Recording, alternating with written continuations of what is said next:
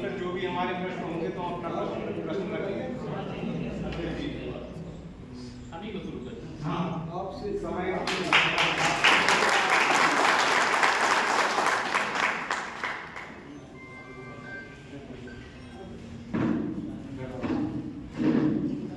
इनकलाब की आग लगाने आया हूँ, ए विदिशा के राम को मैं तुम्हें जगाने आया हूँ।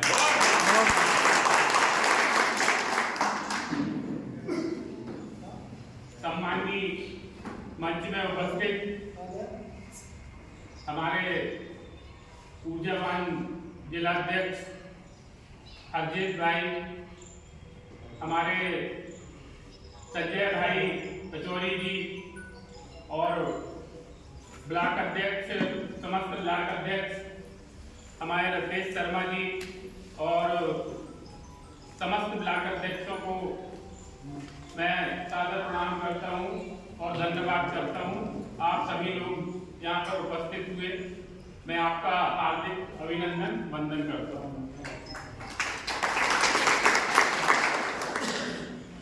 साथियों, मैं आपको 17 तारीख को भोपाल में एक मंथन बैठक बनने रखी और 1 वर्ष से वो ज्यादा का समय हो गया। मध्य प्रदेश जो सरकार है वो जीआरएस के बारे में सोच नहीं रही। हम बात करें तो अभी 2023 में हमने जो 75 दिन हड़ताल करी, उसके बाद 18,000 हुए। 18,000 के साथ हमारी सेवा शर्तें बनी और सेवा शर्तों में माननीय जिला सीओ महोदय और कलेक्टर के पास हमारी सीआरओ मूल्यांकन का आदेश था। लेकिन शासन ने अभी 30/10 को एक पत्र जारी किया है जिसमें कहा है कि अंदर जो उनकी बातें चल रही है कि मूल्यांकन का और सीआर का अधिकार सरपंच को होगा। साथियों, अभी कुछ दिन पहले बयान आया था खंडवा में, गजेंद्र सिंह राठौर, उस सीओ ने उसको पुनः ज्वाइन कराने के लिए 1 लाख रुपए की रिश्वत की मांग करी। लेकिन वो गरीब था बेचारा, असहाय था और मौत के पहले अपना वीडियो बना के दिया।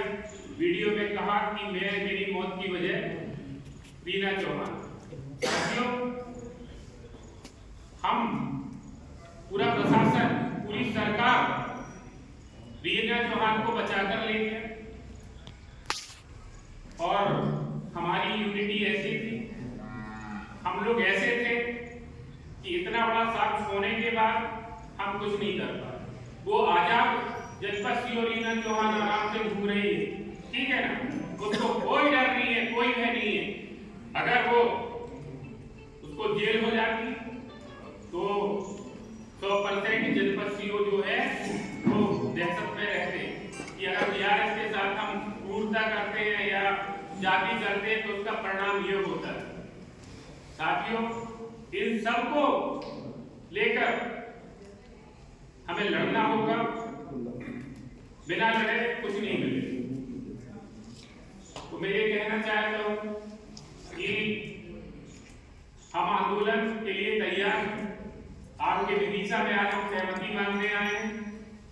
हम ये अगर आपकी सबकी सहमति, हमने हड़ताल के लिए 70% समर्थन चाहिए।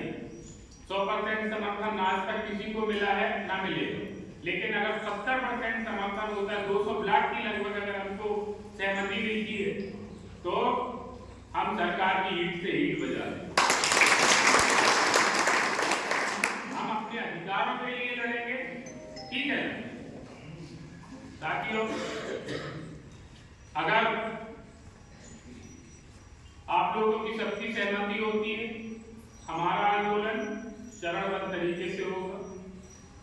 पहले जब अगर हम हमको 27 तारीख तक सहमति मिल जाती है। 10 दिन में 15 दिन में हमको सहमति मिल जाती है। जैसे 200 ब्लॉक की हमको सहमति प्राप्त हो जाती है, उसके जस्ट हम अवकाश लेंगे और अवकाश में भोपाल में 20,000 लोगों का विशाल धरना प्रदर्शन। उसके बाद हम बाबा महाकाल का आशीर्वाद लेकर मोहन यादव जी माननीय मुख्यमंत्री उनसे आशीर्वाद लेने के लिए पैदल यात्रा चलते हुए हम भोपाल आएंगे। हम किसी भी प्रकार का न किसी सरकार का कोई विरोध करेंगे। हम हमारे लिए माननीय मोहन यादव जिंदाबाद, प्रहलाद पटेल जी जिंदाबाद। हम अपने लिए लड़ रहे हैं, हमको किसी का विरोध नहीं करना, लेकिन हम इंसान हैं, हमारे अंदर दिल है, हमारा सब कुछ है, हमारे पीछे परिवार लगा हुआ है। तो हम अपने अधिकारों के लिए भरी ठंड में जल सत्याग्रह करेंगे, जो बंद पड़ेगा वो करेंगे। भोपाल में सद्बुद्धि यज्ञ करेंगे। वो विधवाएं हैं जो हमारे साथ दिवंगत साथियों के परिवार के लोगों को बिठा के भोपाल में अगर सरकार नहीं मानी तो मंच गाड़ के उन सभी हमारे साथियों की विधवाओं को बिठाकर और हम आंदोलन करें। तो साथियों, अब रही संघर्ष विधि की बात, तो मैं आप ही से पूछना चाहता हूं कि 10 दिन तो 20 दिन की यात्रा रहेगी, क्या भोपाल में मंच गाड़ना हो या सद्बुद्धि या नियत अच्छी नहीं है?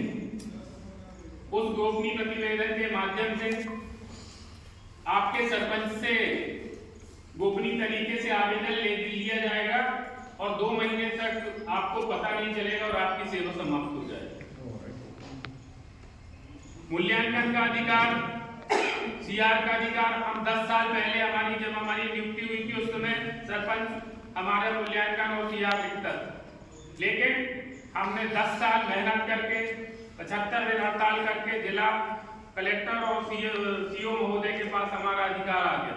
सरकार हमको 10 साल पहले जहां थे वहां करना चाहिए और इस बात का हम मंच से विरोध करते हैं, इस विदिशा की धरती से उसका विरोध करते हैं। हम सरपंचों की अधीनता और सरकार की तानाशाही बर्दाश्त नहीं करते। लोकतंत्र में हमारा भी मौलिक अधिकार है, हमको भी जो सरकार के द्वारा अन्य कर्मचारियों को सुविधा मिलती है वो हमको मिले। हमको 14 साल हो गए, 14 साल में भगवान राम का और पांडव का वनवास अज्ञातवास खत्म हो गया, लेकिन 14 वर्ष में हम वहीं के वहीं। पिछले 2 महीनों में हमारे 16 साथियों की मृत्यु हो गई, दिवंगत हो गए। आज उनके परिवार का क्या? मैं आपसे बता दूं, करवा चौथ के दिन एक बहन का फोन आया, डिंडौरी का एक साथी अपना जो एक्सीडेंट में खत्म हुआ, बोला भैया हमारे परिवार की बहुत स्थिति खराब हो गई। तो एक कमाने वाला 14 साल हमने सेवाएं दी, इसके बाद वो व्यक्ति पंचायत के काम से जाता है और एक्सीडेंट हो जाता है, उसके लिए ये सरकार 1 रुपए भी नहीं सोचा कि हमको 1 रुपए की मदद करना चाहिए। तो साथियों, मैं ये कहूंगा कि अत्याचार करने वाले से जो सहन करता है वो बहुत बड़ा दोषी होता है। तो साथियों, अपन युवा हैं, जवान हैं, पढ़े लिखे सब कुछ है, ऐसा अत्याचार हम नहीं करेंगे।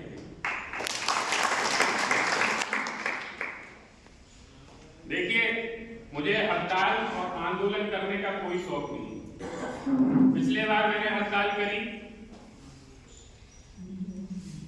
और मेरी सेवा समाप्त हुई।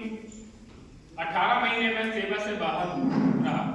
अभी पिछले मैंने 10 तारीख को अपने जनपद में ज्वाइन किया है।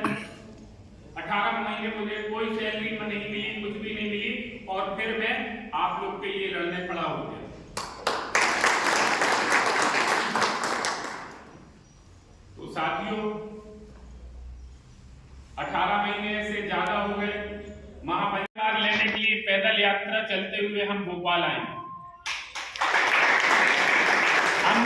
हम किसी भी प्रकार का, न किसी सरकार का कोई विरोध करेंगे। हमारे लिए माननीय मोहन यादव जिंदाबाद, प्रहलाद पटेल जी जिंदाबाद।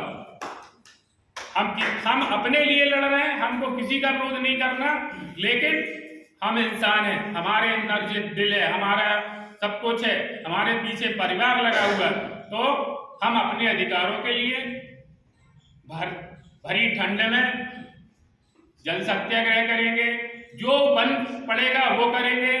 भोपाल में सतबुद्धि यज्ञ करेंगे। वो विधवाएं हैं जो हमारे साथ दिवंगत साथियों के परिवार के लोगों को बिठा के भोपाल में अगर सरकार नहीं मानी तो मंच गाड़ के उन सभी हमारे साथियों की विधवाओं को बिठाकर और हम आंदोलन करेंगे। तो साथियों, अब रही संघर्ष निधि की बात, तो मैं आप ही से पूछना चाहता हूं कि 10 दिन तो 20 दिन की यात्रा रहेगी, या भोपाल में मंच गाड़ना हो या सद्बुद्धि यात्रा में आना हो, मतलब हो सद्बुद्धि यज्ञ हो, तो साथियों ऐसी ठंड में अगर हमारे कोई 500 GRS जो रैली में साथ में चलेंगे, एक टाइम तो 2 टाइम तो खाना खाएंगे, रात को कंबल गद्दा तो ओढ़ेंगे, तो ये काम सब फ्री में हो जाएगा क्या? तो उसके लिए हमने आपसे 5000 रुपए नहीं मांगे कि आप 5000 रुपए दे दो, हमने 500 रुपए की राशि मांगी है। और वो राशि आपके हित में लगने वाली है, हितार्थ में लगने वाली है। हम लड़ेंगे, कोई ना मैं भगवान हूं ना कोई मैं मुख्यमंत्री हूं, विदिशा किसी की धरती से बोल कर जा रहा हूं और बोल रहा हूं कि मैं संघर्ष करूंगा। परिणाम देने वाला जो है वो ईश्वर है, लेकिन हम संघर्ष ना करें और परिणाम की आशा करें तो बिल्कुल गलत है। तो साथियों, मैं यही कहूंगा कि आप लोग तैयार हो जाएं। रितेश तिवारी आपके लिए, आपके भविष्य के लिए, आपके परिवार के लिए मेरे को जान भी देना पड़ी तो मैं पीछे नहीं हटूंगा। आप देख चुके हैं, मैं बोलता हूं जो करता हूं। मैंने 75 दिन हड़ताल करी और हड़ताल के दौरान मेरी सेवा समाप्त हुई। मेरे तत्कालीन कलेक्टर महोदय ने कहा था तुम हड़ताल खत्म कर दो, तुम्हारी सेवा समाप्त नहीं होगी, लेकिन मैंने कहा साहब 23,000 के लिए मेरी सेवा समाप्त कर दो, मुझे मंजूर है। और मैं 18 महीने तक हड़ताल के बाद 5 बार 4 बार मुख्यमंत्री से मिला, और मैं ऐसा अध्यक्ष हूं कि उनसे मैंने एक बार भी नहीं बोला कि मेरे को बहाल कर देना। तो मैं आप लोग के लिए सदा कुर्बानी देने के लिए तैयार हूं। अब ये आप लोगों को तय करना है कि संघर्ष करना है कि घर में बैठना है, ये सब आप लोगों के ऊपर। मुझे बात हुई कि विदिशा आना था, आप लोगों के बीच में आना था। कल मुझे संघर्ष निधि को सहमति नहीं मिलती, और मैं सहमति आपसे इसीलिए लिखित मांग रहा हूं कि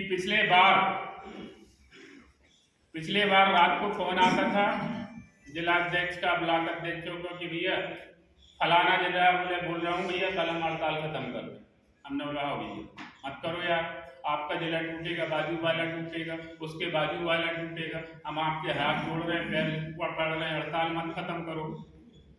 तो पिछली बार मुझे सरकार से कोई डर भय नहीं था, सरकार की कोई चिंता नहीं थी। सरकार ज्यादा से ज्यादा मेरे को जेल में डालती, उससे ज्यादा कुछ नहीं कर सकती थी। लेकिन हमारे जो साथी थे,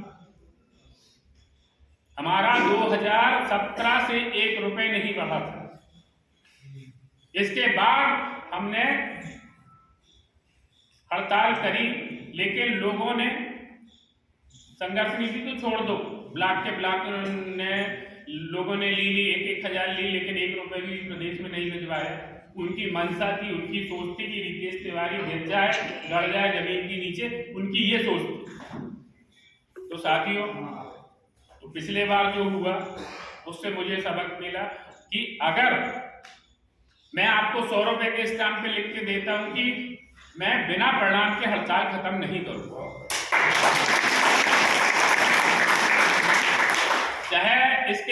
फांसी में चढ़ना पड़ जाए।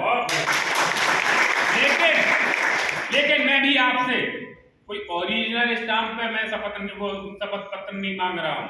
मैं तो फोटो कॉपी में आपसे साइन करा के बोल रहा हूं। कल हमारे जिला अध्यक्ष जी हैं, हमारे ब्लॉक अध्यक्ष हैं, उनसे आप जाके ना कह सको कि भैया हमारी वेतन कटवा दी आपने, हमारी सेवा समाप्त हो गई, हम आपके लिए लड़े, ठीक है ना। तो प्रदेश अध्यक्ष को भी जेल हो सकती, प्रदेश अध्यक्ष की भी सेवा समाप्त हो सकती है, प्रदेश अध्यक्ष का भी वेतन कट सकता है, तो आपका भी कट सकता है, आपकी भी सेवा समाप्त हो सकती है, आपके साथ भी कुछ हो सकता है। तो इसीलिए हम एक स्टाम्प की जो फोटो कॉपी उसमें हम दस्तखत करा रहे हैं कि भैया हम आपके घर नहीं गए थे, मीटिंग में बुलाया था सहमति के। तो हमारा सिर्फ इतना वो है और बाकी कुछ नहीं है कि वो सहमति बहुत बड़ा कुछ नहीं है। फोटो कॉपी में नीचे साइन करना है जिसमें हमारे को लगे कि हाँ मध्य प्रदेश में इतने लोग नहीं भैया, ठीक है। अगर 15 दिन के अंदर सहमति पूरे प्रदेश से नहीं आती तो मैं हाथ जोड़ दूंगा। आप इनके में से कह तो नहीं सकते कि रितेश तिवारी लड़ने के लिए आगे नहीं आए। तो मैं सिर्फ आपसे यही कह रहा हूं। और साथियों, आप लोग आवाज दो, आवाज दो, रितेश भैया संघर्ष करो, हम तुम्हारे साथ हैं, रितेश भैया संघर्ष करो, हम तुम्हारे साथ हैं। दोनों हाथ उठा के बोलो। तो साथियों, अगर आपके मन में कोई क्वेश्चन हो, कोई सवाल हो, आवाज दो, रितेश भैया संघर्ष करो, हम तुम्हारे साथ हैं, रितेश भैया संघर्ष करो, हम तुम्हारे साथ हैं। दोनों हाथ उठा के बोलो। साथियों, अगर आपके मन में कोई क्वेश्चन हो, कोई सवाल हो या किसी बात का कंफ्यूजन हो, आप मंच में आ जाएं। ये अपना परिवार है, घर है, कोई इधर भाषण नहीं चल रहा कि मैं भाषण देने आया हूँ। ये अपन एक वार्ता हो रही है बीच में। किसी के मन में भी कोई क्वेश्चन हो, यहाँ पे आ जाए, ये सोचे कि मैं घर पे बैठ के बात करता हूँ। आपका स्वागत है, आप आकर मेरे से सवाल कर सकते, पूछ सकते क्या है। और हमारी जो कार्य योजना है 50% अभी गोपनीय है, ठीक है ना, उसको हम अच्छे से नहीं बता सकते, लेकिन समय आने पर वो भी आपके सामने हो। तो इसीलिए कोई भी व्यक्ति अगर आना चाहे तो मंच पर आ जाए। भैया जैसा हो, रितेश जी संघर्ष करो, हम तुम्हारे साथ हैं, रितेश जी संघर्ष करो, हम तुम्हारे साथ हैं। इंकलाब जिंदाबाद, इंकलाब जिंदाबाद।